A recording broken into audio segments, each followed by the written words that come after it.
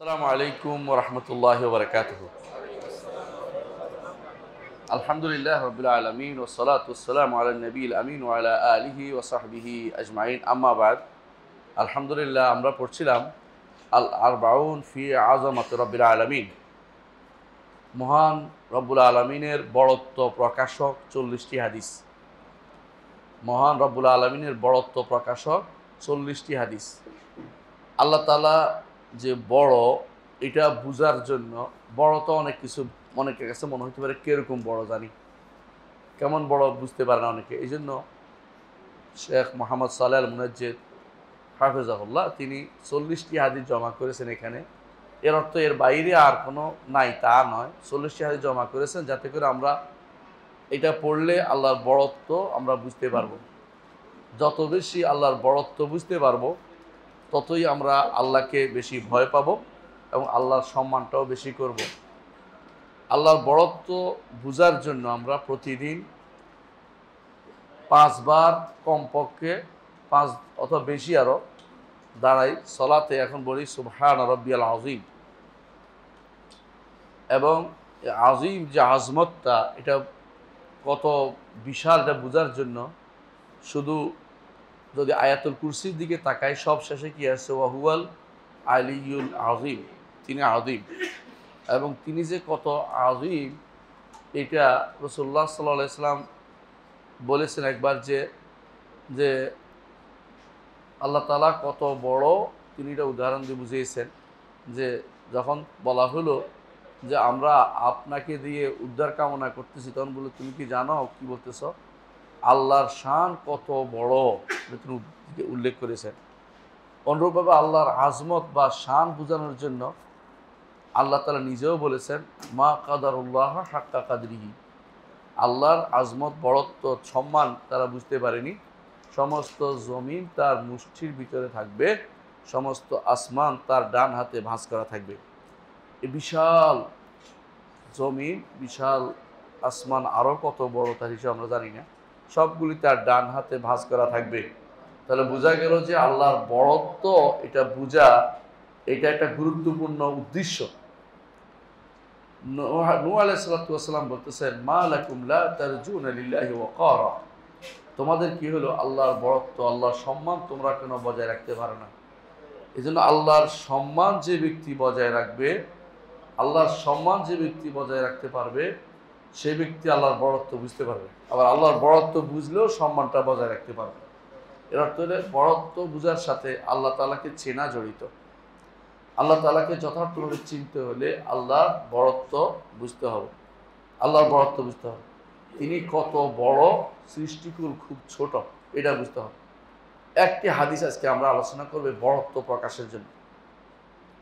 হাদিসটি বর্ণনা করেছেন আব্দুল্লাহ ইবনে আব্বাস রাদিয়াল্লাহু আনহু। তিনি বলেন আখাযাল্লাহু তাবারাকা ওয়া তাআলা আল মিসাকা, আল্লাহ তাআলা অঙ্গীকার নিয়েছেন। মিসাক মানে হলো শক্ত অঙ্গীকার, দৃঢ় অঙ্গীকার, দৃঢ় অঙ্গীকার নিয়েছেন। এমন সাধারণ ওয়াদা হচ্ছে একটা, আর অঙ্গীকার হলো যেটা দৃঢ়ভাবে নেওয়া হয়। মিন যহরি আদম, আদমের পিঠ থেকে। বে নামান, নামান একটা জায়গার নাম, নামান একটা জায়গার নাম, যেই জায়গাটা ইয়ানি আরাফা, ব্যাখ্যার মধ্যে দেয়া আছে আরাফাতে। তাহলে এই অঙ্গীকার দুনিয়াতে আসার পরে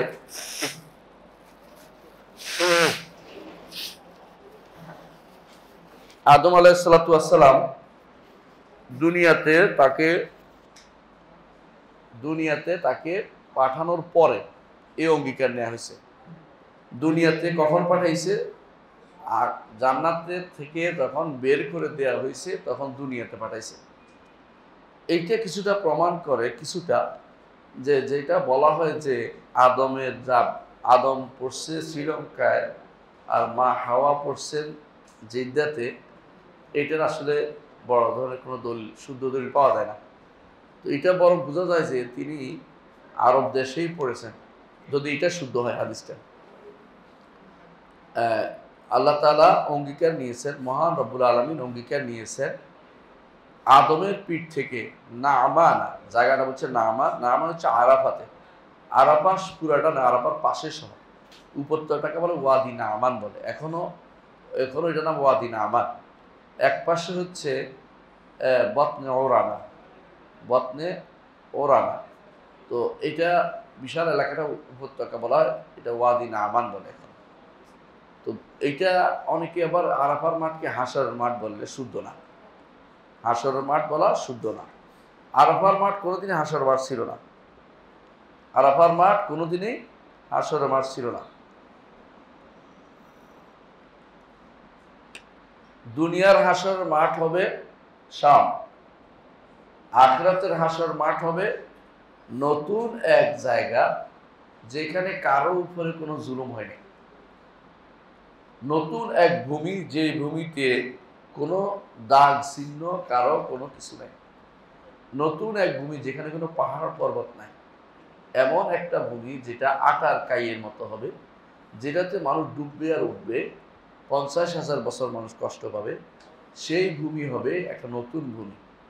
হ্যাঁ, আল্লাহ বলছেন নতুন ভূমি আল্লাহ তৈরি করবে, রাসূলুল্লাহ সাল্লাল্লাহু আলাইহি ওয়াসাল্লাম আমাদের জানিয়েছেন। এর অর্থ হচ্ছে আরাফার মাঠ হাসরের মাঠ, এটা ঠিক না। তবে আরাফার মাঠের পাশে যে নামান, ওয়াদি নামান, এই ঘটনা আসছে বিস্তীর্ণ এলাকা পাহাড়ের মাঝখানে, যেটা হাদা দিয়ে যেতে আর তয়েব যাওয়ার সময় হাতের বাম পাশে পড়ে বা ডান পাশে পড়ে, এটাই উল্লেখ করেছেন যারা আলোচনা করেছেন তারা। তো এই যে নামান, এখানে এই হাদিসে নামান আসছে, আরেক বর্ণনায় আসছে যেটা হিন্দের মধ্যে আসছে, সিন্ধের ঘটনা। আরেক বর্ণনায় আসছে না, এটা মক্কা এবং তয়েফের মাঝখানে একটা জায়গার মধ্যে আসছে, এটা আসলে নামানে, মক্কা এবং তয়েফের মাঝখানে ওয়াদি নামানে। কেউ বলছেন তো আসমানে হয়েছে, সুদ্দি বলছে আসমানে হয়েছে, কিন্তু আমাদের কাছে হাদিসে আছে নামান। তাহলে এই অঙ্গীকারটার জায়গা নিয়েও কিছু মতভেদ হয়েছে, অঙ্গীকারটা কোথায় নেওয়া হয়েছিল। অঙ্গীকারটা নেওয়া হয়েছিল তাহলে কার থেকে? আদম থেকে। আদমের পিঠ থেকে। কাদের থেকে নিছে এটা আমরা শুনবো একটু পরে। আদমের পিঠ থেকে অঙ্গীকারটা নেওয়া হয়েছে। আদমের পিঠ থেকে কিভাবে নিছে? ফাআখরাজা মিন সুলবিহি কুল্লা যুররিয়াতিন দারাআহা। আদমের পিঠ থেকে, আদমের পিঠ থেকে মিন সুলবিহি, তার বংশের মধ্যে যত সন্তান হবে সেগুলিকে তিনি বের করেছেন। কিভাবে বের করেছেন বলেছেন, ফানাযারাহুম, বের করে এগুলিকে বিক্ষিপ্ত করে ছড়িয়ে দিয়েছেন, বাইনে ইয়াদাইহি, তার সামনে, কাযযারলি, পিঁপড়ার মতো। পিঁপড়া বা যার সাধারণত আরো ছোট জিনিসকে বলে অ্যাটম, যেটা আছে না সুপার অ্যাটমের মতো, একেবারে ক্ষুদ্রাতি ক্ষুদ্র জিনিসের মতো আদমের সামনে রাখছে। অর্থাৎ আদম থেকে শুরু করে শেষ ব্যক্তি পর্যন্ত দুনিয়াতে যত মানুষ আসবে সবগুলিকে আল্লাহ তাআলা বের করে সামনে রাখছেন। সুম্মা কাল্লামাহু, তারপর তিনি তাদের সাথে কথা বলেছেন, কুবুলান, সরাসরি কথা বলেছেন, সামনাসামনি। কুবুলান তো সামনাসামনি কথা বলেছেন। ক্বালা আলাস্তু বিরাব্বিকুম, আমি কি তোমাদের রব নই? ক্বালু বালা, তারা বলে অবশ্যই। বালা বলে অবশ্যই হ্যাঁ, আর না অর্থ হ্যাঁ, আর বালা হলে অবশ্যই হ্যাঁ অনুবাদ করতে হয়। কারণ বালা ওই সময় বলা হয় যখন এর আগে আমি কি নই ন থাকে, নর বিপরীতে হাঁ করার জন্য বালা আসে। এখানে যদি নাম বলা হইতো তখন অর্থ হইতো আপনি আমাদের রব না। বুঝে আসছে কথাটা? এই জন্য কেউ যদি বলা হয় আলাস্তা জাইদান, তুমি কি জায়েদ ন, যদি জায়েদ না হয় তাহলে বলবে না, আর জায়েদ হলে বলবে বালা, অবশ্যই আমি হ্যাঁ। এটা হচ্ছে কোরআনে কারীম, মানে আরবি ভাষার নিয়ম। এই জন্য যখন আপনি বলবেন, আল্লাহ তাআলা বলছে আলাস্তু বিরাব্বিকুম, আমি কি তোমাদের রব নই? ক্বালু বালা, তারা বলেছিল অবশ্যই, অবশ্যই হ্যাঁ। শাহিদনা, আমরা সাক্ষ্য দিচ্ছি। এই সাক্ষ্য কে দিচ্ছে এ নিয়ে একটা মতভেদ আছে ছোট্ট। একদল বলছে যে এখানে শাহিদ না বলে ফেরেশতারা বলছে আমরা সাক্ষী হইলাম, কারণ যে বলল আর যে সাক্ষী হলো দুটো হইতে হয়, এই জন্য তারা বলছে যে শাহিদ না তো ফেরেশতারা সাক্ষ্য দিচ্ছে। কিন্তু বিশুদ্ধ তাফসীর বলছে যে আরেকটা বর্ণনা আসছে শাহিদা বাদুহুম আলা বাদ, একে অপরের কথার উপর সাক্ষী হয়েছে। যে ঠিক বলছে, ওইটা বলছে, ও হা বলছে, হা বলছে, মানে একে অপরের কথার উপরে সাক্ষী হয়েছে। এটা শুদ্ধ অর্থ। সাক্ষী হয়েছে কেন? আন তাকুলু ইয়াউমাল কিয়ামাতে ইন্না কুন্না আন হাযা গাফিলিন, যাতে কিয়ামতের দিন এইটা না বলতে পারে যে আমরা তো এই সাক্ষ্য সম্পর্কে কি জন্য আমরা এই যে বালা বলছি এটা থেকে আমরা গাফিল ছিলাম। এটা কেন বলা দরকার? এটা এই জন্য বলা দরকার, আল্লাহ তাআলা যেন কেউ যেন বলতেন, আল্লাহ তো আপনি তো আমাদের মনে করাই দিলেন না, দুনিয়াতে পাঠাইছেন, আমাদের তো মনে করাই দেন নাই। বুঝলেন না কথাটা? কারণ আল্লাহ কোরআনে বলছে, ওমা কুন্না মুআযযিবিনা হাত্তা নাবআসা রাসূলা, রাসূল না প্রেরণ করে কাউকে আযাব দিব না, তাই না? এবং এটাই আহলুস সুন্নাত ওয়াল জামাতের আকীদা, বিশ্বাস যে আল্লাহ তাআলা কাউকে রাসূল না প্রেরণ করলে কাউকে আযাব দিবেন না। ওজরের ক্ষেত্রে আল্লাহর চেয়ে এমন কোনো সত্তা নেই যে আল্লাহ যে ওজর গ্রহণকারী, এমন কোনো সত্তা নেই। বান্দার ওজর থাকবে আর তাকে শাস্তি দিবেন, এটা হতে পারে না। এই জন্য তিনি বান্দাকে ওজর মুক্ত করার জন্য তিনি একটা মিথাক নিয়েছেন, অঙ্গীকার নিয়েছেন যে তোমাদেরকে দুনিয়াতে পাঠাবো, তোমরা আগেই বলো আমার রুবুবিয়তের সাক্ষ্যটা তোমরা দিয়ে যাও, আমি যে তোমাদের রব এই সাক্ষ্যটা তোমরা দাও। কিন্তু এটার উপরে কি শাস্তি হবে? এটার উপরে শাস্তির কথা আসে না। এই জন্য বলছে রাসূল পাঠাই আবার স্মরণ করে দেন, তবে তিনি ইচ্ছা করলে এটার উপরে তিনি শাস্তি দিতে পারেন। তুমি দয়া পরবশ হয়ে বলেছেন যে আমরা কাউকে নবী রাসূল না পাঠিয়ে শাস্তি দিব না। এই জন্য আলেমরা বলেন যে দুই নবীর মাঝখানে যে সমস্ত মানুষ মারা গেছে, ওদের ব্যাপারে যদি কোনো শিরকের কোনো কথা না থাকে, অথবা তাদের ব্যাপারে কোনো শিরক করেছে প্রমাণিত না হয়, তাদের ব্যাপারে যদি জাহান্নামের কোনো ঘোষণা কোরআন হাদিস দিয়ে না এসে থাকে, তাহলে তাদেরকে পাকড়াও করা হবে এমন কোনো দলিল নাই। বরং তারা কি পাবে? যেহেতু মাঝখানে ছিল, তারা হাশরের মাঠে তারা হয় পার পাবে না পরীক্ষা হয়ে পার পাবে, অপরীক্ষা হবে তাদের। বিভিন্ন বর্ণনা আসছে। তাহলে বোঝা গেল যে আল্লাহ তাআলা যখন আদম আলাইহিস সালামের পিঠ থেকে বের করেছে, অর্থাৎ দুনিয়াতে আসার পরে, এবং তিনি তখন মক্কাতেই ছিলেন এবং তিনি ওয়াদি নামানে ছিলেন। এই জন্য কেউ কেউ বলে আদম হজ করেছে।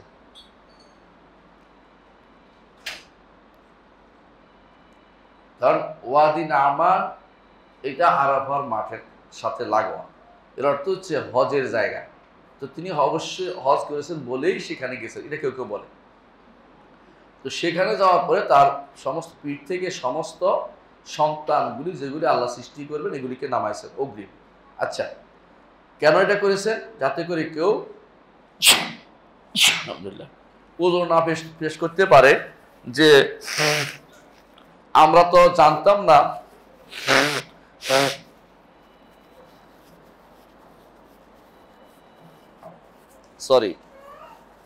আমরা তো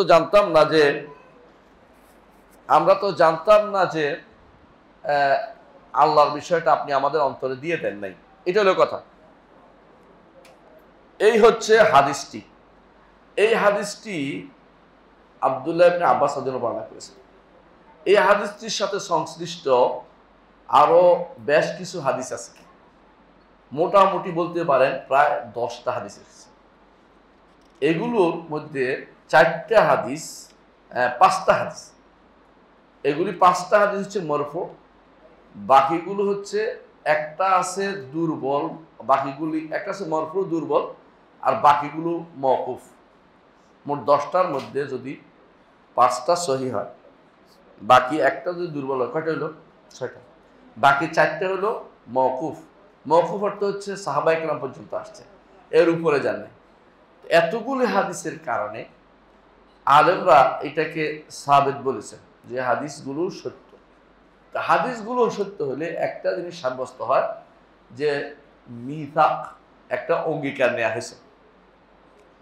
আমরা এমনি জানি যে আল্লাহ একটা অঙ্গীকারের মাসালা আমরা জানি, একটা অঙ্গীকার আমাদের থেকে আল্লাহ তাআলা আমাদের থেকে নিয়েছেন এই জন্য যে এই অঙ্গীকারের মাধ্যমে আমাদের তিনি কোরআনে কারীম উল্লেখ করেছেন যে যেন বলতে না পারো, যে সূরা আরাফের 72 নম্বর আয়াতে, যেন বলতে না পারো যে তোমরা গাফিল ছিল, অথবা বলতে না পারো যে আমাদের আগের লোকেরা ঈমান আনছে আমরা তো ঈমান আনতে পারিনি, এই যে বলতে না পারো। মানে সব বর্ণনা এখানে আছে সূরা আল আরাফের 172 নম্বর আয়াতে, 172 নম্বর আয়াতে। সেটার সাথে এটার কি একসাথ করবে কিনা এই নিয়ে আলেমদের মধ্যে বিশাল মতভেদ। কেন মতভেদটা হয়েছে? কারণ কোরআনের আয়াত এবং হাদিসের ভাষ্যের মধ্যে একটু পার্থক্য হয়ে গেছে।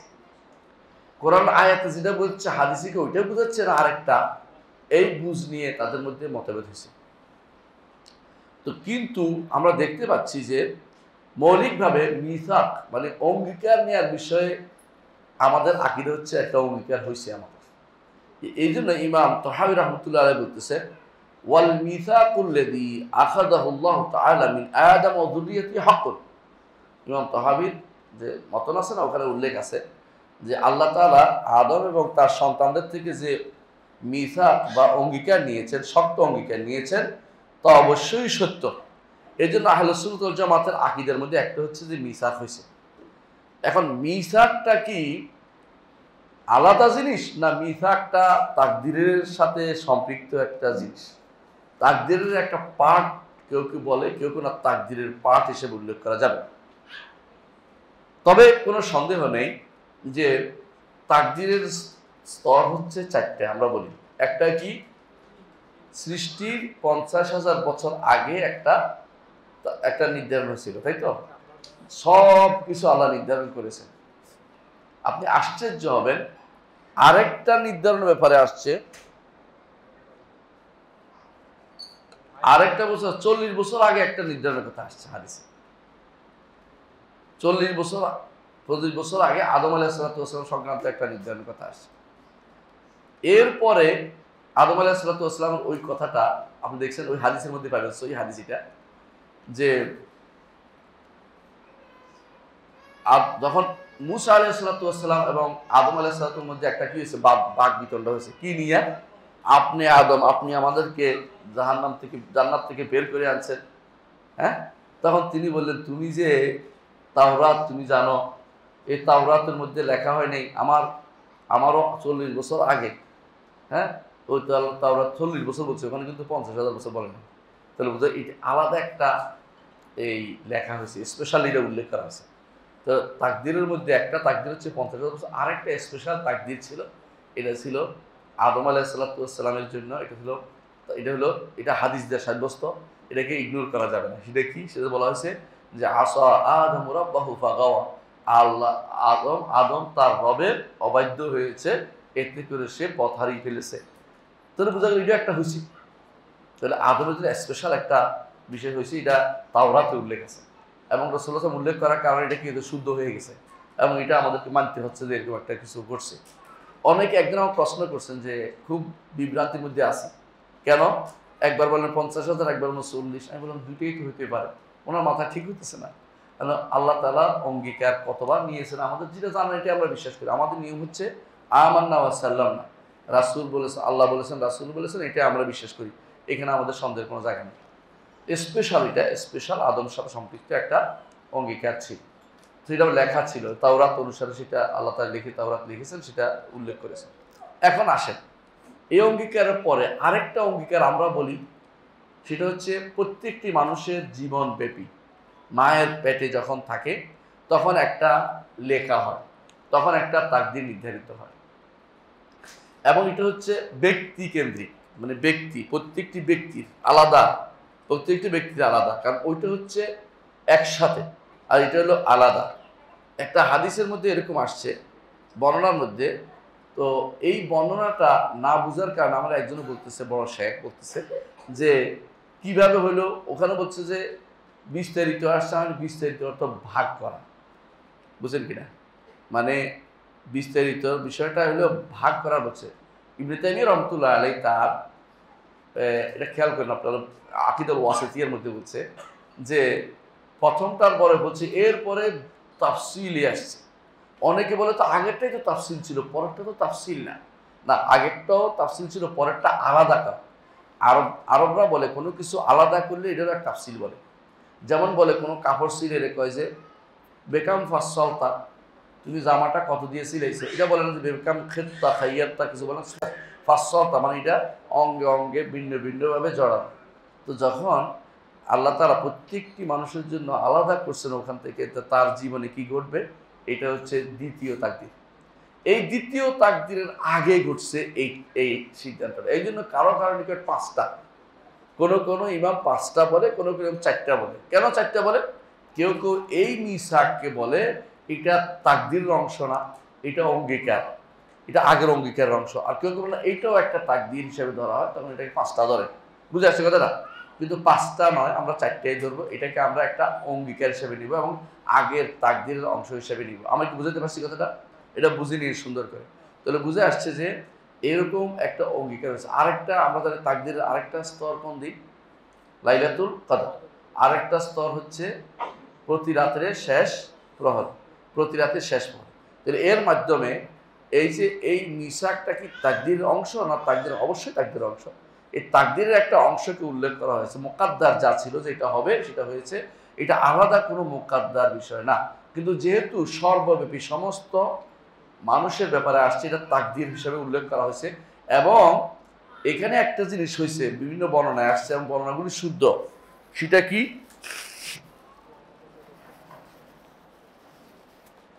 বর্ণনাগুলোতে আসছে যে এই তাকদীরের বর্ণনাগুলোতে আসছে যে আল্লাহ তাআলা 2 ভাগ করে ফেলছে। কাদেরকে? বনি আদমকে। এক ভাগ তার ডান হাতে নিয়ে বলছেন হাউলা ইল জান্নাহ ওয়ালা উবালি, এগুলি জান্নাতের জন্য, আমি কোনো পরোয়া করি না। আরেকগুলো বাম হাতে নিয়ে বলছেন এগুলি জাহান্নামের জন্য ওলা উবালি, আমি কোনো পরোয়া করি না। আল্লাহ তাআলা ভাগ করে রাখছেন, জান্নাত যাবে জাহান্নামে যাবে সার কাছে সম্পূর্ণ নির্ধারিত। কেউ যদি বলে যে আমি আমল করে করে নির্ধারণ করবো, সে হচ্ছে এখনো পর্যন্ত পথভ্রষ্ট। বুঝে আসে কথাটা? এটা কোনো বলতে পারবেন না। আল্লাহর কাছে সবই নির্ধারিত, কোনো কিছু মুআল্লাক নাই, সবই মুবরাম, সবই সুনির্ধারিত। তাহলে মুআল্লাক কার জন্য? মুআল্লাক আমার দৃষ্টিতে, মুআল্লাক ফেরেশতার দৃষ্টিতে। আল্লাহর কাছে কোনো কিছু অমীমাংসিত নাই, সব কিছু মীমাংসিত। বুঝছেন? সেখানেই আরেক বর্ণনায় আসছে, বর্ণনাগুলি বুঝবে যে আল্লাহ তাআলা কি করলেন, এদের সুন্দর আলোর ব্যবস্থা করলেন, ওয়াবিস ব্যবস্থা করলেন, যেগুলো মিটমিট। তো তিনি একটা বেশি আলো দেখে বললেন যে বেশি আলো ব্যবস্থা করলেন। আদম জিজ্ঞাসা করলো, আল্লাহ এটা কেডা? বলে এটা তোমার ছেলে আদম। বলে ওর কত বছর হায়াত পাবে? বলে হ্যাঁ, কত বছর? দাউদ, আরে তোমার ছেলে দাউদ কত বছর হায়াত পাবে? 60 বছর। তো যে আল্লাহ এটা কম হয়ে যায় না, আমার থেকে 40 বছর দিয়ে দেন। বুঝেছ? তো আদম আলাইহিস সালাম যখন 960 বছর হয়েছে, তখন কি আসে? মালাকুল মউত আসে, এসে বলছে যে আপনার মৃত্যু শেষ হয়ে যাচ্ছে, সময় শেষ। না, আরো 40 বছর আছে। কারণ এগুলি তো আপনি আপনার ছেলে দাউদকে দিয়ে দিয়েছেন। না, আমার মনে পড়ে না। হাদিসে আসছে নাসিয়া আদম ফা নাসিয়া যুররিয়াতু, আদম ভুলে গেছে, তার সন্তানরাও ভুলে যায়। বুঝে আসছে কথাটা? সন্তানরাও ভুলে গেছে যে আমরা একটা অঙ্গীকার নিয়েছিলাম, ভুলে গেছে। পীরেরা বলে কোনো পীর, আমি যে ওই যে অঙ্গীকার নিয়েছিলাম এটা আমার মনে আছে, মিথ্যা কথা বলছে। কারণ কেউ মনে করতে পারে না, এটা হলো নিজের বুজুর্গি দেখানোর জন্য এগুলো বলে। যে কেউ এটা বলবো সে মিথ্যা কথা বলছে। এমনকি তারা কোনো বড় অলির আল্লাহর নামে এগুলি প্রচার করে। অমুক অলি এটা বলেছেন যে তিনি এখনো মনে আছে, আমি বলছি ভালা মনে আছে আমার। আব্দুল কাদের জিলানী রহমতুল্লাহ আলাইহি নামে এগুলো বানায়, কি বুঝলেন না কথাটা? তো এগুলি আমরা কোনোভাবেই বিশ্বাস করি না, কারণ এগুলো মিথ্যা কথা, এগুলো বানোয়াট কথা বলে। তাহলে এই একটা, আরেকটা আছে, রাসূলুল্লাহ সাল্লাল্লাহু আলাইহি ওয়াসাল্লাম বলেছেন, আরেকটা হাদিস আছে এরকম, হাদিসগুলো এর মধ্যে আছে, আমি উল্লেখ করে বইটা নিয়ে আসছি, ভালো একটা বই। তো উপরে আছে যে আমি আল্লাহ তাআলা হাসরের দিন বলবেন, আদমের পিঠে থাকতে তুমি এখন জাহান্নামে যাচ্ছ বনি আদম। আমি আদমের পিঠে থাকতে তোমার কাছে একটা জিনিস চাইছিলাম, দেখি একমাত্র আমার ইবাদত করবে, দুনিয়াতে এসে আমাকে রব হিসেবে মানবে, ইবাদত করবে। তুমি দুনিয়াতে যাই তুমি ভুলে গেছো, শিরক করেছো। ওইটাও প্রমাণ করে যে এটা কি একটা অঙ্গীকার ছিল এবং এটা একটা নির্ধারণ ছিল, তো এইগুলি সমস্ত কিছু দিকে আমরা তাকাই, তাহলে বুঝতে পারি যে এটাকে নির্ধারণ বলাটা বেশি ভালো। যদিও ব্যাপক নির্ধারণ না, এটা এক ধরনের নির্ধারণ হয়েছিল, কারণ আল্লাহ তাআলা ইয়াফআলু মা ইয়াশা ফাআলু লিমা ইয়াশা, যা ইচ্ছা তা করেন। তিনি এইটা একটা নির্ধারণ করেছেন যে বনি আদমকে তার আদমের পিঠ থেকে বের করেছেন।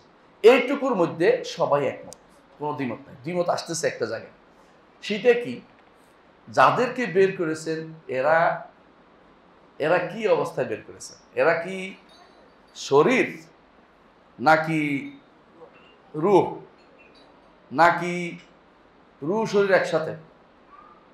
এই নিয়ে বিশাল মতভেদ, এবং আলেমদের মধ্যে, বিশেষ করে আহলে সুন্নাত ওয়াল জামাতের আলেমদের মধ্যেই মতভেদ হয়ে গেছে। বুঝে আসছে কথাটা? মানে এক একজন এক এক দিয়ে গেছেন।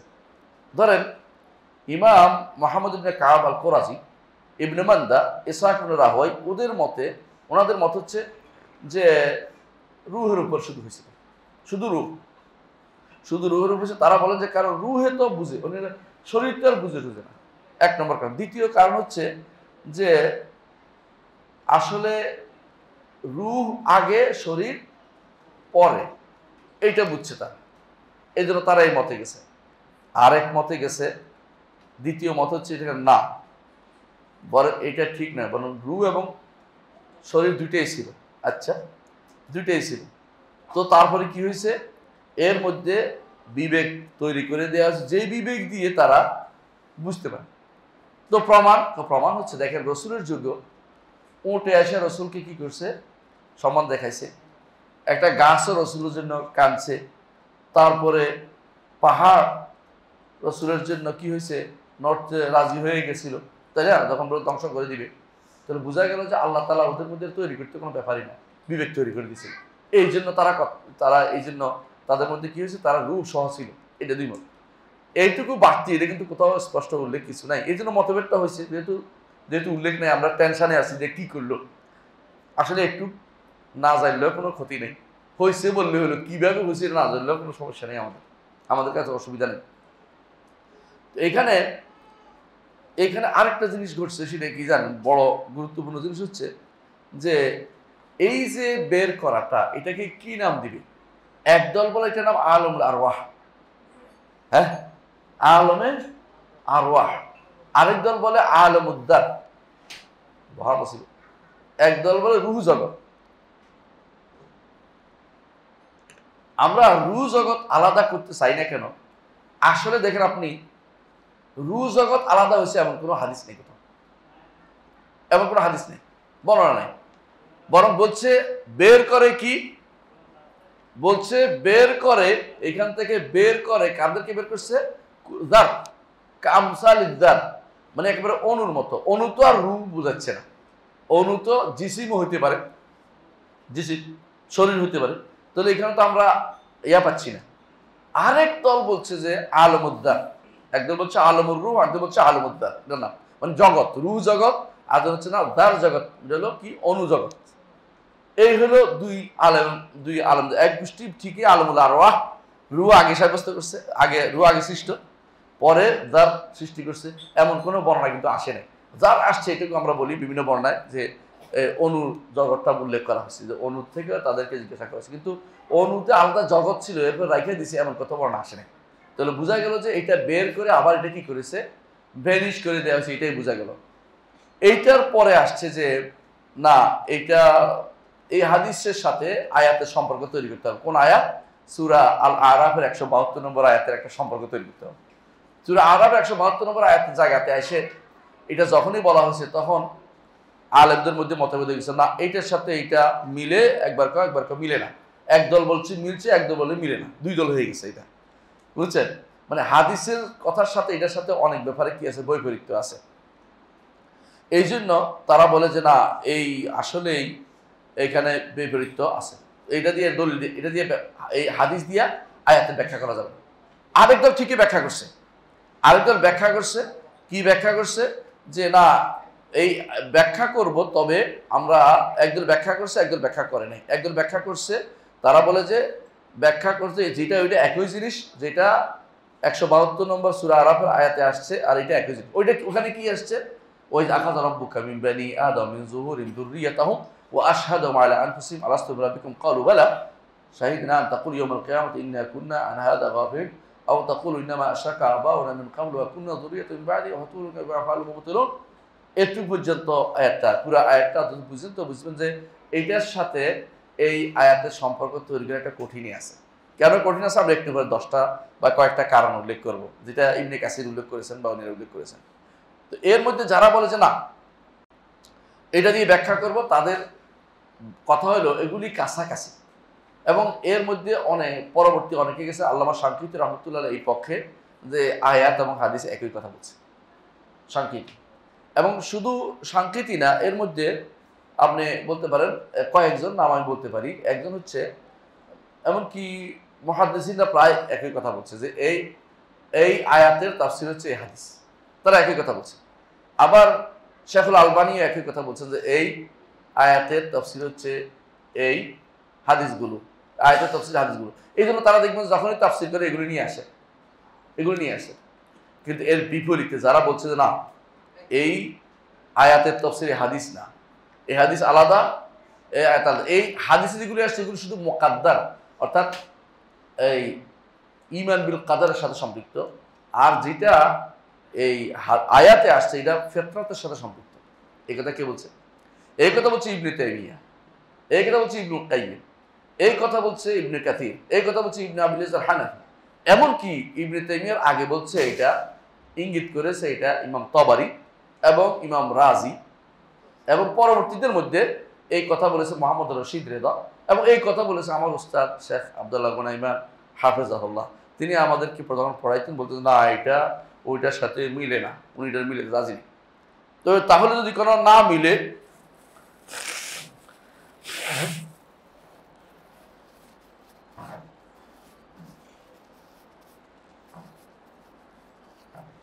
যদি ওটার সাথে না মিলে, যেটা বলছিলাম, যদি না মিলে তাহলে কেমন হলো? দুইটাতে তো বলা হয়েছে কালা, এখানে বলা হয়েছে কালু বালা, তাই না?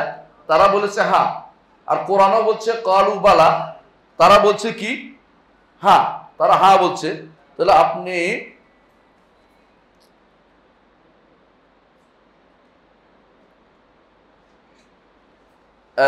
তারা বলছে হ্যাঁ, আর কোরআনও বলছে কালু বালা, দুইটা এক মিলে গেছে? কয় না, মিলে নাই। বরং এখানে যেটা কালু বালা বলছে এটার অর্থ হচ্ছে তাকদিরের মাসআলা। এই আর যেটা এই কাউলের অর্থ মূলত এইটা যে এইটা মেনে নিয়েছে। যেমন কোরআনে কারীম বহু জায়গাতে বলছে, এরকম বহু প্রমাণ আছে যেখানে কাউল বলতে মেনে নেওয়া বোঝায়। যেমন কোরআনে কারীম বলছে, আল্লাহ তাআলা বলছেন আসমান ও জমিনকে ইতিয়া তাওয়ান আও কারহান, আসো দুইজন আসমান জমিন আমার কথা আনুগত্য করো। আল্লাহ তাআলা বলছে আসমান জমিনকে ক্বালাতা আতাইনা তাইন, উভয় বলছে কি আপনার আনুগত্য করতে, উভয় বলছে, এটা বহু কৌল আসছে, কিন্তু এখানে বলা দ্বারা বোঝাচ্ছে আনুগত্য মেনে নেয়াকে। তো এখন ইবনে তাইমিয়া রাহমাতুল্লাহ আলাইহি বা পরবর্তী যারা, বিশেষ করে আমাদের ওস্তাদরা বা আমরাও এর কাছাকাছি এই মতের পক্ষে, সেটা হচ্ছে যে এখানে কাউল দ্বারা বোঝাচ্ছে মূলত তামসিল বলে এটাকে, যে তাদের থেকে অঙ্গীকারটা আদায় করে নেওয়া আছে, তাদের মধ্যে ফিতরাতে ঢেলে দেওয়া হয়েছে। ফিতরাত এটা দ্বারা ওই তাকদীরের মাসলাতে আসতেছে না, বরং ফিতরাতটা তাদের অন্তরের ভিতরে আল্লাহ প্রত্যেকটি বনি আদম, কারণ এখানে বলছে কি দেখেন যে আদমের পিঠে কি করছে, আর পিঠ থেকে তিনি নিয়ে আসছেন আর মশে করে নিয়ে আসছেন। আর কিন্তু কোরআনে বলছে বনি আদমের পিঠ থেকে আসছে। এর তো বোঝা গেল যে আদমের পিঠ আর বনি আদমের পিঠটা এক হতে পারে না। এই জন্য তিনি বলতেছেন যে এখানে ইবনুল কাসির, ইবনুল কাইয়িম সবাই বলতেছেন এটা, যে এখানে মূলত এখানে যেটা বলছে ফিতরাত বলছে, প্রত্যেকটি বনি আদমের পিঠের মধ্যে আল্লাহ তাআলা বের করে তাকে বলছে মানবি তো, ওই দেশে পাঠাইলে মানে পৃথিবীতে পাঠাইলে আমাকে রব হিসেবে মানবি তো। রবের যে এই এইটা তার অন্তরে দিয়ে দেওয়া হয়েছে, তার রব মানার জন্য এই আলোটা দিয়ে দেওয়া হয়েছে। তো পৃথিবীতে আসলে ওই আলোতে জ্বলে না, আরেকটা আলো লাগে, সে আলোটা হচ্ছে নবী রাসূলদের আলো। নবী রাসূলরা কিতাব নিয়ে আসছে, নবী রাসূলরা এই শরীয়ত নিয়ে আসছে, এইটা যখন ওই তাদের অন্তরে দিয়ে আলোর সাথে মিশে তখনই জ্বলে ওঠে। আপনার চোখে আলো আছে, কিন্তু আপনি কিন্তু দেখতে পান না। কখন দেখতে পান? বাইরে আলো একটা পড়লে, বাইরে আলো পড়লে দেখতে পান, আপনি তো সব আলো দেখতে পান না। এই জন্য যে বনি আদমের ভিতরে যে আল্লাহ তাআলা দিয়ে দিয়েছেন যে ফিতরাত, যে আল্লাহর রুবুবিয়ত মানার, আল্লাহকে রব হিসেবে মানার ক্ষেত্রে আমরা দলিল বলি। এইটা যখন পড়ছে, এটার উপরে যখন বাইরের আলো, নবীদের আলো পড়ছে, কোরআনের আলো, বাণীর আলো, আল্লাহর বাণী করছে, তখন সে জ্বলে উঠছে এবং ঈমান আনছে। আর যারা ফিতরত নষ্ট করে ফেলেছে তারা ঈমান আনে নাই, ফিতরত নষ্ট করে তারা ঈমান আনে নাই। এই জন্য তারা এই হাদিসে, এই আয়াতের সাথে দলিল হিসেবে নিয়ে আসছেন ইবনে তাইমিয়া, ইবনে কাইয়িম, ইবনে কাসির, ইবনে আবিল ইজ হানাফি। ওনারা কি দলিল নিয়ে আসছেন? আল্লাহ রাসূল সাল্লাল্লাহু আলাইহি ওয়াসাল্লাম বলেছেন, হাদিসে কুদসিতে আল্লাহ তাআলা বলেছেন, ইন্নী খালাকতু ইবাদি হুনাফা কুল্লিহিম, আমি আমার বান্দাদেরকে সবগুলিকে হানিফ করে সৃষ্টি করেছি, শিরিক মুক্ত করে সৃষ্টি করেছি, কিন্তু দুনিয়াতে আসার পরে তারা সেগুলিকে পরিবর্তন করে ফেলেছে। যেমন তোমরা দেখো, একটা ছাগলের বাচ্চা জন্ম দেয় কিরকম, তার কোনো কান কাটা থাকে না, মানুষ এটা কান কেটে দেয়। তেমনি দুনিয়াতে আসার পর তার পিতা মাতা, হাদিসে, অন্য হাদিসে আসছে যে কুল্লু মৌলুদিন ইউলাদু আলাল ফিতরা, প্রত্যেকটি জন্মগ্রহণকারী শিশু ফিতরাতের উপর জন্ম নেয়। আবাওয়াহু ইউহাউদানিহি আও ইউনাসরানি আও ইউমাজ্জিসানি, পিতা মাতাকে ইহুদি বানায়, নাসারা বানায়, মাজুসি বানায়। এই হলো কথা। এখন দেখা যাচ্ছে যে একদল বলতেছে যেটা ফিতরাত, আরেকদল বলতেছে যে ফিতরাত মানলাম, কিন্তু সাথে সাথে এটাও যে এটা হাদিস, কোরআন আয়াত এবং হাদিস একই রকমের তাফসীর। এখন প্রশ্ন হচ্ছে দুইটা কি এক জিনিস কিনা? এক জিনিস কিনা? এখানে কয়েকটা জিনিস বোঝার বিষয় আছে। এক নম্বর হচ্ছে যে কয়েকটা জিনিস হচ্ছে যে বনি আদমকে বের করা এবং আলাদা করা এবং নেককার বদকার আলাদা করতে হাদিস তো আমরা পাইছি। তো এটা বলে তাকদীরের মাসলা চলে আসছে, আসলে মুকাদ্দার জিনিসটা।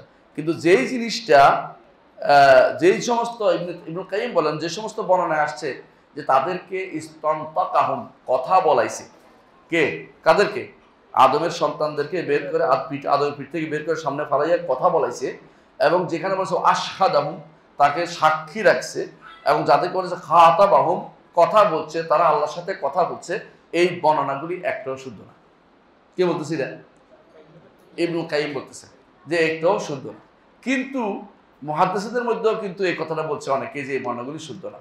এমনকি এই আমরা যে বর্ণনাটা পাচ্ছি, এই বর্ণনাটা নিয়েও আগে এই বর্ণনাটাও ইতিপূর্বে ইমাম তবারি বলছেন যে বর্ণনাটা শুদ্ধ না, কিন্তু পরবর্তীরা আয়েশা এমনকি ইমাম ইবনে কাসির বলছে এটা মওকুফ, এটা সহিহ ইয়া না, মারফু না। কিন্তু ইমাম শাইখুল আলবানী রাহমাতুল্লাহ বলছেন না, এটা মারফু সহিহ। তারপর তিনি বলছেন, শাইখুল আলবানী নীতি অনুসারে তিনি বলেন যে যদি কায়দা, মুহাদ্দিসদের কায়দা হচ্ছে যদি কোনো হাদিস সাহাবী বলেন এবং এই হাদিসের এমন নয় যে তিনি ইজতিহাদ করে বলতে পারেন এমন কিছু, তো এটা মরফু ধরা হয়। কবে এটা তো হলে মরফু ধরা হলে তো ধরাই হয়ে যায়, সুতরাং এটা মরফু ধরা হবে। এই নিয়ে হচ্ছে মুহাদ্দিসদের মধ্যেই দুইটা গোষ্ঠী হয়ে গেছে। বেশিরভাগ মুহাদ্দিস কিন্তু এটাকে, আবার বলছি, এটাকে তাফসীর হিসেবে মনে করে। এই জন্য দেখুন প্রত্যেক যেই আয়াতের তাফসীর করছে হাদিস এগুলো নিয়ে আসছে। কিন্তু আবার বিপরীতটাও আনছে। ইবনে কাইয়িম যারা, ইবনে তাইমিয়া যারা করছে, ওনাদের অনুসারী যারা, তারা অন্য ওই হাদিসগুলি আছে, ফিতরাতের হাদিস আছে, এই হাদিসগুলি একসাথে আনলে বলছে না, এগুলি আলাদা জিনিস, এগুলো আলাদা জিনিস। সালেহ আল শেখ নাম শুনেছেন? হ্যাঁ, বর্তমানে জীবিত আছে। উনি বলছেন যে এত মতভেদপূর্ণ জায়গা আমি আর জীবন দেখিনি, বিশাল ইখতিলাফ। উনি তারপর বলতেছেন যে তবে এখানে একটা জিনিস আছে, এমনকি যিনি যারা ইবনে আবিল ইজ হানাফি, তিনিও বলতেছেন যে এখানে মূলত একটা জিনিস হচ্ছে, এটা হচ্ছে এক জায়গাতে সবাই একমত যে এই হাদিসটার মধ্যে যে মিসাকটা হয়েছে, মানে অঙ্গীকার নেওয়া হয়েছে হাদিসের মধ্যে, এবং কোরআনের মধ্যেও অঙ্গীকার আছে, কারণ এখানেও এটা উল্লেখ করেছে। তো অঙ্গীকারের ব্যাপারে ঠিক, কিন্তু অঙ্গীকারটা কি তাকদীর অংশ হিসেবে না ফিতরাতের অংশ হিসেবে? এবং এইটা তাকদীর, হাদিসগুলো যে তাকদীরের আলোচনা, এটা সন্দেহ নেই, কিন্তু কোরআন কি তাকদীর আলোচনা করছে না ফিতরাতের আলোচনা করছে, এইটা হলো মতভেদের জায়গা। আসল জায়গা হচ্ছে এখানে, বুঝে আসছে কথাটা, এই জায়গাটা। তো তিনি বলতে চাচ্ছেন যে কিছু জায়গাতে একমত আছে, কিছু জায়গাতে তারা দ্বিমত হয়েছে, ইখতিলাফ হয়েছে, মতভেদ হইতেই পারে। তো তিনি বলছেন যে আলেমরা বলতে চাচ্ছে যে কিছু জায়গায় একমত, সেটা কি, যে আল্লাহ তাআলা আদমের পিঠ থেকে কি বের করছে? সন্তানদের বের করেছে, একটা। আরেকটা হলো আল্লাহ তাআলা দুইটা কবজা করেছে, এটাও হাদিস, দুই মুষ্টির ভিতরে দিয়েছে, এটাও হাদিসের সাব্যস্ত। আরেকটা হলো ওদেরকে বের করার বিষয়টা, বের করেছেন, পিঠ থেকে বের করেছেন, বের হয়েছে তার আলাদা, একটু শিওর হয়েছে, একটু শিওর। তিনটা ব্যাপারে কোনো মতভেদ থাকার কথা না। এরপরে আসছে যে আসার যেগুলি আসছে, এগুলো তো হাদিসে আসছে, আর যেগুলি মওকুফ আসছে, এগুলির মধ্যে একটা আসছে যে তাকদীরের মাসলা, এটাও সাব্যস্ত, তাকদীর মাসলা সাব্যস্ত। আরেকটা হচ্ছে আল্লাহ এদের আগে পরে সবকিছু কি হবে সেটা লিখছেন, এটাও সাব্যস্ত। আরেকটা হচ্ছে যে তাদের মধ্যে ন্যাক্কার বদকার কি হবে এটাও সাব্যস্ত। তাহলে বোঝা গেল অনেকগুলো সাব্যস্ত হলো। এখন প্রশ্ন হচ্ছে এইগুলির মধ্যে আদম আলাইহিসসালামের সাথে যে কথা বলেছে, আদম আলাইহিস সামনে আসছে, এগুলি কি সত্যি পুরা সৃষ্টি আসছে নাকি তাদের মতো করে একটা মিসাল হিসেবে আসছে? এইগুলো মতভেদে যায়। বুঝছেন কথাটা? এই জায়গাতে ইবনে তাইমিয়ারা বলতে চাচ্ছেন এটা, যেটা ওনারা বলতে চাচ্ছেন যে এইটা আসলে পূর্ণ সৃষ্টি আসে না, পূর্ণ সৃষ্টির প্রশ্ন আসে না। কারণ সৃষ্টি হয় মায়ের পেটে। আল্লাহ তাআলা কোরআনে কারীম বলছেন তোমরা কিছুই ছিলে না, হাল আতা আল ইনসানু হিনুম মিনাদ দাহরি লাম ইয়াকুন শাইআন মাযকুরা। মানুষের উল্লেখিত কিছু ছিলই না, এর তো উল্লেখযোগ্য হলে তো সৃষ্টি থাকতো। এর জন্য তারা সৃষ্টি মুক্ত, পূর্ণ সৃষ্টি কিছুই ছিল না। খালক মুস্তাকার, স্থায়ী কোনো সৃষ্টি তারা ছিল না, স্থায়ী কোনো সৃষ্টি তারা ছিল না। তো এবং বরং পূর্ণ সৃষ্টি না, এটা একটা মিসাল হিসেবে আসছে। আর এরকম মিসাল দেয়া আরবি ভাষাতে আসে। এরপর তিনি বলতেছেন কি, ইবনে আবিল ইজ হানাফি বা ওনারা বলতেছেন, ইবনে তাইমিয়া ওনারা, যে যেখানে বলা হয়েছে কথা বলিয়েছেন, বলছে এগুলি কোনো এমন কোনো হাদিস দ্বারা আসে না, কথা বলা সহিহ হাদিস আসে না। ইস্তন্তক আহম যে শব্দগুলি আসছে এটা সহিহ হাদিস দ্বারা আসে না। এটা হচ্ছে আমরা যাদের কথা বলেছি এরা। আর যারা বলছে না এটা না আসলেও হাদিসগুলো অনেকগুলো বর্ণায় আসছে, বোঝা গেল এটা একটা আসল আছে, কথা বলতেও পারে, আল্লাহ ইচ্ছা করলে সবাইকে কথা বলাইতে পারে, সুতরাং তারাও কথা বলছে, এটা ধরে নিচ্ছে তার। কিন্তু আসলে বোঝা গেল যে কথা বলার বিষয়ে সরাসরি কোনো নস পাওয়া, সহি নস নাই। বরং এটা অর্থ হইতে পারে এটা যে তাদের থেকে অঙ্গীকার নিয়েছে, এই অঙ্গীকারটা হচ্ছে মূলত তাদের অন্তরের ভিতরে কি দিয়েছে, ফেতরাত দিয়ে দিয়েছে যে তারা দুনিয়াতে গেলে তারা আল্লাহর বিধানে, আল্লাহ তাআলার রবুবিয়তকে অস্বীকার করবে না।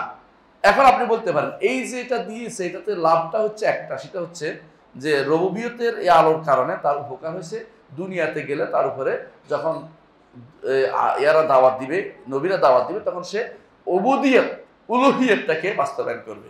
কারণ রবুবিয়তের সরাসরি কোনো দলিল, রবুবিয়তের শিরিক করার কেউ দলিল দিতে পারবে না।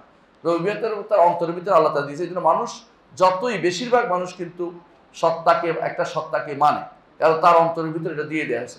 শুধু পরিবর্তন করে কারা? বাবাহু, পিতামাতা পরিবর্তন করে। আর কে পরিবর্তন করে? আত্মীয় স্বজন। আর কে? পরিবেশ, শিক্ষা, পরিবেশ, শিক্ষা, বন্ধু বান্ধব এগুলি পরিবর্তন করে। শয়তান পরিবর্তন করে, শয়তানও পরিবর্তন করে। নফসে আম্মারা বিসু, বেশি অবস্থা খারাপ হলে সেটাও পরিবর্তন করে, অন্ধকার হয়ে যায় না। ফিতরাত মানুষের একটা বড় জিনিস, ফিতরাত দিয়ে মানুষ অনেক কিছুই কি করতে পারতো, মানুষ মেনে নিতে পারতো। এই জন্য এখন ইবনে তাইমিয়া রাহমাতুল্লাহ আলাইহি বলেন যে আল্লাহর অস্তিত্বের উপরে সবচেয়ে বড় দলিল হচ্ছে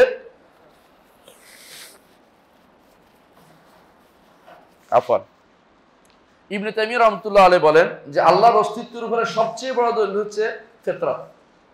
এই দলিলটা আবার মানে না কারা? আশারি মাতুরিদিরা মানে না, বলে ফিতরাত কোনো দলিল না। কারণ যদি ফিতরাতকে দলিল মানা হয় তাহলে আর সন্দেহ করার প্রশ্ন আসতেছে না। আশারি মাতুরিদির নিকটে প্রথম কাজ হচ্ছে সন্দেহ করতে হবে। আল্লাহর অস্তিত্বের ব্যাপারে প্রথম কাজ হচ্ছে সন্দেহ করতে হবে। সন্দেহ থেকে ধীরে ধীরে একটা একটা বাদ দিয়ে দিয়া ইয়াকিনে যাইতে হইব। বুঝলেন কিনা কথাটা? মানে প্রথম কি করতে হবে? আল্লাহর অস্তিত্বের ব্যাপারে সন্দেহ আছে, সন্দেহ কেন? এই কারণে, এটা বাদ দিয়ে ধীরে ধীরে ইয়াকিনে যাইতে হইব। এর উপরে বুতি বই লিখছে, বুতি, মোহাম্মদ সাইদ রমাদান বুতি বই লিখছে কুবরাল ইয়াকিনিয়াত, যে ইয়াকিনিয়াত, যে আগে সন্দেহ তারপরে হক। এইটা একটা ভুল চিন্তাধারা। এই বাতিল এরা যেহেতু এইটা মানে, যেহেতু আগে ক্ষেত্র যদি মেনেই নেয় তাহলে তো বোঝা গেল আগে ঠিক ছিল, মানুষের ভিতরে পরে সন্দেহ ঢুকতেছে। এরা এটা মানতে রাজি না, আগে সন্দেহ করতে হবে, পরে হক নিতে, খুঁজি হক বের করতে হবে। এমনকি আশারীরা এটাও বলে ফেলেছে দুর্ভাগ্যবশত যে আল্লাহর অস্তিত্বের ব্যাপারে যদি কেউ আরেকজনকে তাকলিদ করে আল্লাহর অস্তিত্ব মেনে নিচ্ছে তার ঈমান শুদ্ধ না। নাউযুবিল্লাহ। বুঝছেন কথাটা? এই জন্য ঈমানুল মুকাল্লিদ নাকি শুদ্ধ না। এটা বড় জঘন্যতম কথা। কারণ এটা কেন বলছে? আল্লাহর অস্তিত্ব আগে প্রত্যেকেই নিজের মতো করে সাব্যস্ত করতে, অথচ আল্লাহ মাফ করুক আমরা কি মনে করি বাবা ঈমান আনছে, আমার ঈমান আছে, এটা চলতেছে। এটা তো একটা নেয়ামত আল্লাহর পক্ষ থেকে, যে আমি ফিতরাতের মাধ্যমে ঈমানটা পেয়েছি, এটাই বিশুদ্ধ। রাসূলুল্লাহ সাল্লাল্লাহু আলাইহি ওয়াসাল্লাম আমাদেরকে এই জন্য বলছেন যে ফিতরাতের উপর প্রত্যেকটি মানুষকে আল্লাহ তাআলা সৃষ্টি করেছেন। তো এই জায়গাতে এসে আমরা দেখলাম যে এই বড় ধরনের বিভ্রান্তির মধ্যে আছে আশারি মাতুরিদিরা। তারা মূল সমস্যা হচ্ছে তারা আগের সন্দেহটাকে প্রাধান্য, এই জন্য তারা বলে আল্লাহর অস্তিত্বের ব্যাপারে ফেতরাত কোনো দলিল না, অথচ ফেতরাত হচ্ছে সবচেয়ে বড় দলিল। এই জন্য আল্লাহ তাআলা কোরআনে কারীম বলেছেন আফিল্লাহ শাক্কুল ফাতিরিস সামাওয়াতি ওয়াল আরদ, আল্লাহর ব্যাপারে কি সন্দেহের বিষয়? আসমান জমিনের স্রষ্টা যিনি। আবার বলছেন ফিতরাতাল্লাহিল্লাতী ফাতারান নাস আলাইহা, আল্লাহর ফিতরাত যার উপর আল্লাহ মানুষকে সৃষ্টি করেছেন, ফিতরাত দিয়ে দিয়েছেন যে মানুষের অন্তরের ভিতরে এটা জ্বলবে। এই জন্য আব্দুল্লাহ দারাজ রহমতুল্লাহ আলাইহি, আব্দুল্লাহ দারাজ তিনি আরেকটা বই লিখছেন আদ-দ্বীন, এটা বই লিখছেন, বড় বিখ্যাত বই, ভালো বই। উনি বলতেছেন যে আমি এমন জগতের অনেক জায়গায় ঘুরে বেড়াইছি পৃথিবীতে, কোথাও দেখি না পুরো জাতি নাস্তিক দেখিনি। নাস্তিক কোনো কোনো জাতি থেকে বিশেষ লোকেরা হয়, মানে বিশেষ লোকেরা স্পেশালি কিছু একটা বিভিন্ন কারণে হয়, কিন্তু পুরো একটা গোষ্ঠীকে নাস্তিক দেখি নেই। নাস্তিক এমনকি তাদের মধ্যে কোনো আবাদত না করলে যে মানা করছে তার আবাদত শুরু হয়ে গেছে। বুঝছেন তো? যেমন বৌদ্ধরা আবাদত করে কার? বৌদ্ধের আবাদত করে, অথচ বৌদ্ধ বলছে যে কোনো আবাদত এই সমস্ত কিছু লাগবে না, সে কিন্তু এটা মানত না। তার হলেও সমস্যা আছে, হ্যাঁ, সমস্যা দূর করার উপায় আছে, সমস্যা দূর করতে হবে, সমস্যা দূর করা যাবে, এই সমস্ত তথ্য দিয়ে সে চলছে। এগুলি যখন চলে গেছে সে, তো মানুষের অন্তরে শান্তি পায় না আবাদত না করলে, মানুষ আবার ওরে আবাদত শুরু করে দিচ্ছে। হ্যাঁ, বুঝে আসছে কথাটা? এবং মানুষ কিন্তু যে ফকর আল ফকরু জাতীয়, মানুষের অভাব হচ্ছে সত্তাগত, মজ্জাগত, তার মধ্যে অভাব থাকেই থাকে। কেউ বলবে না যে আমি স্বয়ংসম্পূর্ণ, সবাই বলে যে আমার কিছু একটা অভাব আছে। যেমন আমি বলি আমার সুস্থতার অভাব, আপনারা বলবেন যে আমার এই টাকার অভাব, কেউ বলে আমার চাকরির অভাব, কেউ বলে আমার জ্ঞানের অভাব। অভাব মানুষের মধ্যে আছেই আছে। তো অভাব যার আছে অর্থ সে স্বয়ংসম্পূর্ণ হইতে পারে না। যে কারোর কাছে ধর্ণা দিতে চায়, কারোর কাছে নিজেকে ছোট করতে চায়, কারোর কাছে চাইতে চায়, এবং এইটা ব্যক্তি মানুষ মাত্র, সে তো দাস, যেহেতু সে উল্টাটা করতে পারে না। এই জন্য সে অবশ্যই যে মনে না চাইলেও ভিতরে ভিতরে কি করে একটা স্রষ্টাকে মেনে নেয়। এই জন্য আল্লাহ তাআলা কোরআনে কারীম বলেছেন ওয়াজাহাদু বিহা ওয়াস্তায়কানাতহা আনফুসুহুম যুলমান ওয়া উলুয়া, মুখে অস্বীকার করলে অন্তরের ভিতরে আছে যে না, একজন স্রষ্টা অবশ্যই আছে। এই জন্য ফেতরাতের বিষয়টা খুবই গুরুত্বপূর্ণ। অনেকে যারা অস্বীকার করে ফেতরাতের বিষয়টা, এটা ঠিক বলে না, বরং ফেতরাতটাই শুধু প্রথম দলিল হচ্ছে যে ফেতরাতটাই হচ্ছে মানুষের অন্তরের ভিতরে আল্লাহ দিয়ে দিয়েছেন যাতে করে আল্লাহকে মানতে পারে। এই ফেতরাতের হাদিসটা যেটা এখানে, এটা না, আয়াতটা হচ্ছে ফেতরাতের, আর হাদিস যেটা এটা হচ্ছে মিসাকের, এবং এটা হলো তাকদীরের সাথে সম্পৃক্ত। আল্লাহ মুকাদ্দার করেছেন, এই মুকাদ্দারটা বর্ণনা করেছেন কারণ এক জায়গায় হাদিসগুলো জমা করলে বোঝা যায় যে এটা তাকদীরের বর্ণনার জন্য শুধুমাত্র এসেছে যে বনি আদম দুনিয়াতে যাই করুক না কেন দুই ভাগে বিভক্ত হবে, ফারিকুন ফিল জান্নাতি ও ফারিকুন ফিস সাঈর। এবং আল্লাহ তাআলা অন্য আয়াতে বলেছেন যে হুয়াল্লাযী খালাকাকুম ফামিনকুম মুমিন ওয়া মিনকুম কাফির, তিনি তোমাদের সৃষ্টি করেছেন, একদল হবে এক গোষ্ঠী ঈমানদার, আরেক গোষ্ঠী কাফের। বুঝে আসছে কথাটা? তাহলে আমরা বুঝলাম যে এই হাদিসটা আল্লাহর বড়ত্ব প্রকাশক। এর কিছু শিক্ষা আমরা নিই। এক নম্বর হচ্ছে এটা একটা আল্লাহর বড়ত্ব প্রকাশক হাদিস। তো বড়ত্ব প্রকাশক কেমন হাদিস এলো? এই জন্য যে আপনি একটু চিন্তা করেন তো, আদম আলাইহিস সালাম কেমন 60 হাত লম্বা একটা মানুষ, তাই না? মানুষ তো তিনি, তার পিঠ থেকে তিনি কি করেছেন, মুছে যারা যারা দুনিয়াতে আসবে সবগুলি বের করেছেন। হ্যাঁ, সবগুলি বের করে আবার তাদেরকে জিজ্ঞাসা করেছেন, অথবা তাদের অন্তরের ভিতরে দিয়ে দিয়েছেন। দুটো একটা তো সত্য। এই যে বের করা বা তাদের অন্তরের ভিতরে রবিয়তে দিয়ে দেয়া, যেটাই হোক, যেটা বের হয়েছে দিয়ে দিয়েছেন, বের করে দিয়ে দিয়েছেন, কথা বলেছেন, যদি কথাও বলেছেন বলি তাহলে আরেকটা অতিরিক্ত সাব্যস্ত হয়। এই যে বিশাল যজ্ঞ, বিশাল কর্ম, এটা কি কারো পক্ষে সম্ভব? এটা কত বড় সত্তার কাজ, এটা শুধু তার আজমতকে শুধুমাত্র প্রমাণ করতেছে। দ্বিতীয়ত এখানে বলছে যে নাসারাহুম বাইনা ইয়াদাইকা দাররি, একবার অনুর মতো করে সামনে রাখছে, অনুর মতো। তাহলে পূর্ণ সৃষ্টি সেটা ছিল না, অনুর মতো সৃষ্টি করছে। তারপর তাদের সাথে কথা বলেছেন সামনে এবং তাদেরকে জিজ্ঞাসা করেছেন এবং তারা তার জবাব দিয়েছে। জবাব মুখে দিয়েছে না জবাব অবস্থা দিয়ে দিয়েছে এটা ভিন্ন কথা, এটা মতভেদ আছে, কিন্তু জবাব তো দিয়েছে। এই জবাবটা দিয়েছে আল্লাহ তাআলা এই বিশাল কাজটা করেছেন, এবং সেটা করেছেন জগতে আসার পরে। কে? আদম আলাইহিস সালাম পৃথিবীর মধ্যে আসার পরে, দুনিয়া আসার পরে তিনি আল্লাহ তাআলা দুনিয়া আসার পরে আদম আলাইহিস সালাম থেকে এবং তার পিঠ থেকে এগুলিকে বের করেছেন দুনিয়া আসার পরে। এবং সেইগুলিকে আবার তাদের আদমের পিঠে এগুলিকে আবার মিলিয়ে দিয়েছেন। এর অর্থ হচ্ছে এটা একটা বিশাল কাজ, যেই কাজটা আমরা সাধারণত উপলব্ধি করতে পারছি না। আদম আলাইহিসসালাম আসার পরে 40 নাই, এখানে উল্লেখ নাই। 40 বলছি আরেকটা জিনিস যেটাতে আদমের সৃষ্টির 40 বছর আগে, আদম আলাইহিসসালামের সৃষ্টির 40 বছর আল্লাহ তাআলা তাওরাত লিখেছিলেন। ও তাওরাতের মধ্যে লেখা আছে আসা আদম রাব্বাহু ফাগাও। এটার সাথে এটা একসাথ করে ফেলবে না, বোধহয় একটু খরচ লাগে গেছে তোমার এই জন্য, এটার ভিতরে না। তো আদম আলাইহিসসালামকে এই যে বিশাল ব্যাপারটা, এই বিশাল যজ্ঞের বিষয়টা, এটা কিন্তু আল্লাহর আজমতকে প্রকাশ করে যে তিনি বিশাল এক সত্তা, বিশাল সত্তা, বড় সত্তা, যিনি এই বিশাল কর্ম করেছেন। দ্বিতীয় শিক্ষা হচ্ছে এটা, এই হাদিসের দ্বিতীয় শিক্ষা হচ্ছে এটা যে রুবুবিয়তের স্বীকৃতি না চললে থাক, কষ্ট দিয়েন না। রুবুবিয়তের স্বীকৃতির বিষয়টা আল্লাহ তাআলা মানুষের অন্তরে দিয়ে দিয়েছেন। দ্বিতীয় শিক্ষা হচ্ছে এটা। এবং হ্যাঁ, তাকে যে মানতে হবে এটা গুরুত্ব বেশি বলেই, যে জিনিসের গুরুত্ব বেশি সেই জিনিসই আল্লাহ তাআলা দিয়ে দেন, আর যে জিনিস গুরুত্ব কম সেটা মানুষে একজন অপরকে বলতে পারে। আর যেহেতু রব আল্লাহকে রব মানা খুবই গুরুত্বপূর্ণ, এই জন্য আল্লাহ তাআলা এই কাজটা করে দিয়েছেন। এটা আল্লাহ তাআলার পক্ষ থেকে বিশেষ দয়া যে তিনি বান্দার অন্তরের ভিতরে রুবিয়তের বিষয়টা দিয়ে দিয়েছেন, যে আল্লাহকে রব মানবে। পরিবর্তন না হলে প্রত্যেকে মানত, পরিবর্তন না হলে প্রত্যেকে এটা মেনে নিত। 3 নম্বর হচ্ছে আল্লাহ তাআলা এর মাধ্যমে হুজ্জত কায়েম করেছেন, প্রমাণ প্রতিষ্ঠা করেছেন। প্রমাণ প্রতিষ্ঠা বুঝেন তো, আল্লাহ তাআলা কাউকে প্রমাণ প্রতিষ্ঠা না করে ওমা কুন্না মুআযযিবিনা হাত্তা নাবআসা রাসূলা, রাসূল না প্রেরণ করে তার শাস্তি দিবেন না। এটা হচ্ছে এই পরেরটা হচ্ছে উলুহিয়াতের, যেটা আয়াতে আসছে ওমা কুন্না মুআযযিবিনা হাত্তা নাবআসা রাসূল। এই প্রমাণটা হচ্ছে যে উলুহিয়াতের, ইবাদত একমাত্র কার জন্য?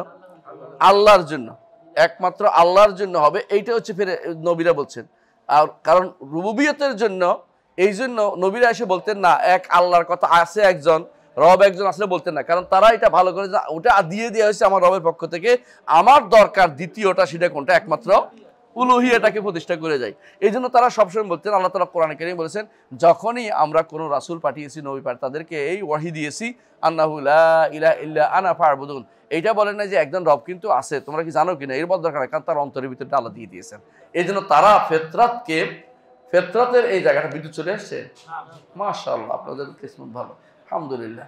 তো ফেতরাতের বিষয়টাকে আবার জাগ্রত করে দিয়েছেন, কিন্তু ফেতরাতটা আগে ছিল, কিন্তু তারা যেটা দিয়ে প্রতিষ্ঠা করেছেন নবী রাসূলরা, সেটা হচ্ছে উলুহিয়াতের হুজ্জত কায়েম করেছেন। তোমাদেরকে জানাচ্ছি কিন্তু এক আল্লাহরই শুধু ইবাদত করতে হবে, আর এক আল্লাহ সৃষ্টি করেছেন, এটা আল্লাহ তাআলাই দিয়ে দিয়েছেন। আর এরা মনে করায় দিতেন, কারা?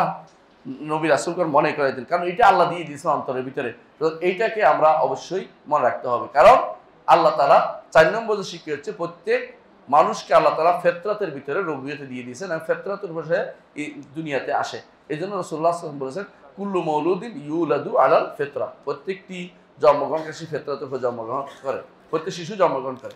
আচ্ছা আসি, যে সমস্ত মিসাকের উপর হাদিস আসছে, মিসাকের হাদিস, আমরা এখন কোরআনের আয়াতের ব্যাখ্যাতে যাচ্ছি না, আমরা এখন আসছি কোরআন ফিতরাতের ব্যাখ্যা, মিসাকের ব্যাখ্যা যে সমস্ত হাদিস আসছে, এর মধ্যে প্রথম হাদিসটা হলো ওমর ইবনে খাত্তাব রাদিয়াল্লাহু আনহু বর্ণিত হাদিস, এবং এটা হাদিসটার একজন বর্ণনাকারী আছেন মুসলিম ইবনে ইয়াসার, তাকে মাকবুল বলা হয়েছে।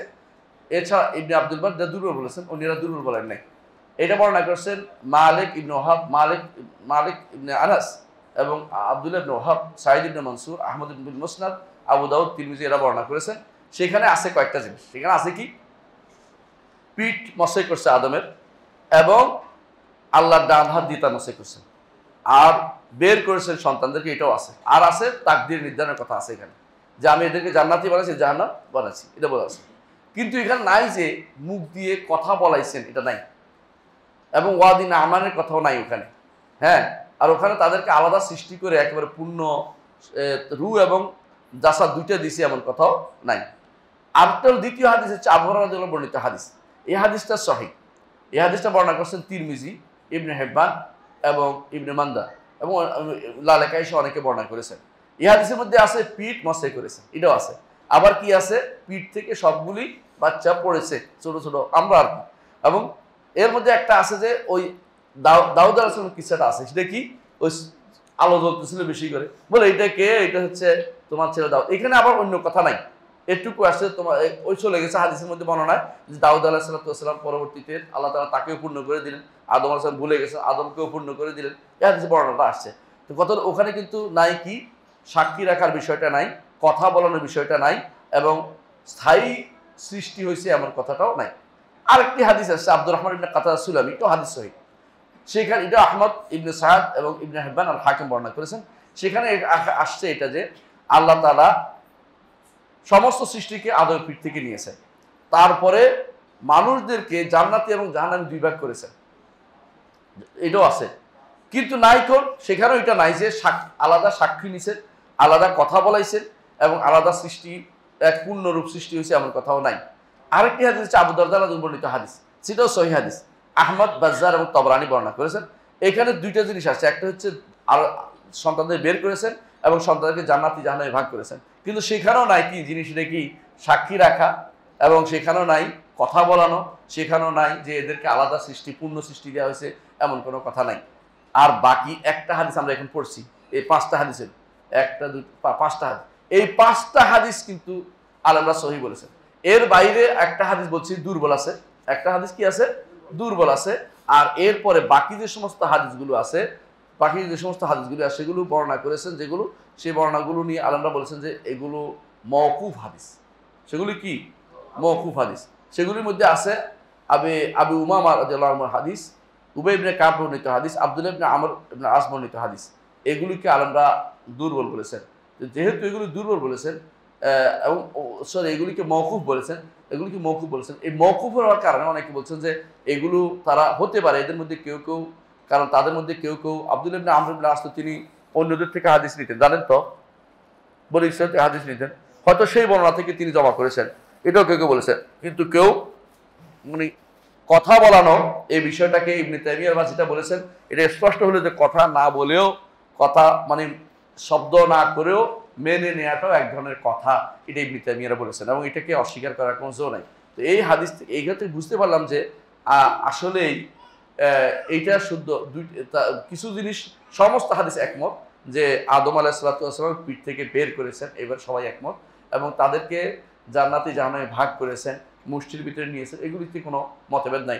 মতভেদ হচ্ছে এটাকে আসলে কি সরাসরি তারা কথা বলেছে, একেবারে বালা যেটা মুখ দিয়ে উচ্চারণ করে বলেছে, নাকি এটা শুধুমাত্র মেনে নেওয়ার কারণে বলা হয়েছে যে তারা বলেছে, যেমন আসমান জমিনকে এভাবে বলে নেওয়ার কারণে বলা হয়েছে যে তারা মেনেছে। এখানে ইবনে কাসির রহমতুল্লাহ আলাইহি কয়েকটা জিনিস উল্লেখ করেছেন, যে ইবনে কাসির রহমতুল্লাহ আলাইহি কয়েকটা জিনিস উল্লেখ করেছেন, সেগুলি হচ্ছে যে কেন উনি বলতে চাচ্ছেন, ইবনে কাসির বলতে চাচ্ছেন যে সমস্ত কারণে আমরা বলতে চাচ্ছি, উনি বলতে চাচ্ছেন এটা যে এখানে কোনো মুখের কথা হয়নি। এক নম্বর হচ্ছে আয়াতের মধ্যে বলা হয়েছে যে বনি আদম থেকে নিছে, আর হাদিসের মধ্যে আসছে আদম থেকে নিছে, দুটো এক হলো না। আবার বলা হচ্ছে যে হাদিসের মধ্যে বলছে আদমের পিঠ থেকে, আর কোরআন আয়াত বলছে বনি আদমের পিঠ থেকে। আদমের পিঠে বনি আদমের পিঠ এক হলো? বনি আদম বিশাল, আর আদমের পিঠ তো একজন, তাহলে এক হইল না। আবার আর বলছে যে কোরআনে বলছে যে যুররিয়াতি, তাই না, সন্তানদের থেকে, হ্যাঁ, কিন্তু যুররিয়াতাহু আদমের সন্তান থেকে বলে নাই, তাহলে দুইটা এক হইল না। আচ্ছা, আবার বলছে ওয়াশহাদাহুম আলা আনফুসিহিম, প্রত্যেকে সাক্ষী দিছে কথা বলছে। আর এখানে বলছে যে হাদিসে বলা হয়েছে যে তাদের সাক্ষ্য নেওয়া হয়েছে, তো দুইটার মধ্যে একরকম করার সুযোগ নাই, কারণ তারা যদি কোনো সাক্ষী নিত তাহলে মনে রাখতো, এখন কেউ তো মনে রাখতে পারে নাই, সুতরাং এখানে অর্থ হলো মেনে নেওয়ার কথা বলা হয়েছে, মুখের উচ্চারণের কথা বলা হয়নি। আচ্ছা, এরপর বলছে এই যে তারা কিয়ামতের দিন যেহেতু বলে আমরা তো আদমের পিঠে থাকতে তো সাক্ষ্য দিছিলাম, এটা বলতে ইন্না কুনা হাজা গাফিলিন, তাহলে এখনো তো কাফের বলতে পারবে যে আমি তো কাফের, কারণ এখন তো কাফের তো ভুলে গেছে, তাহলে এটা যেন লাভটা কি হয়েছে এটা বলতে পারে। এই জন্য বলছে যে তাহলে বোঝা গেল যে এটা শুধুমাত্র তাদের অন্তরে ঢেলে দেওয়াটা ছিল, এটা সরাসরি মুখে উচ্চারণ করাটা ছিল না, এটাদের কোনো লাভ হচ্ছে না। এই জাতীয় তিনি অনেকগুলো কারণ উল্লেখ করেছেন, দাদা তিনি বুঝাতে চেয়েছেন যে এটা আসলে ফেতরি ছিল, এইটা ইয়া ছিল না। আমাদের কাছে কোনটা তারজি পাইছে বলেন তো, কোনটা প্রাধান্য মত?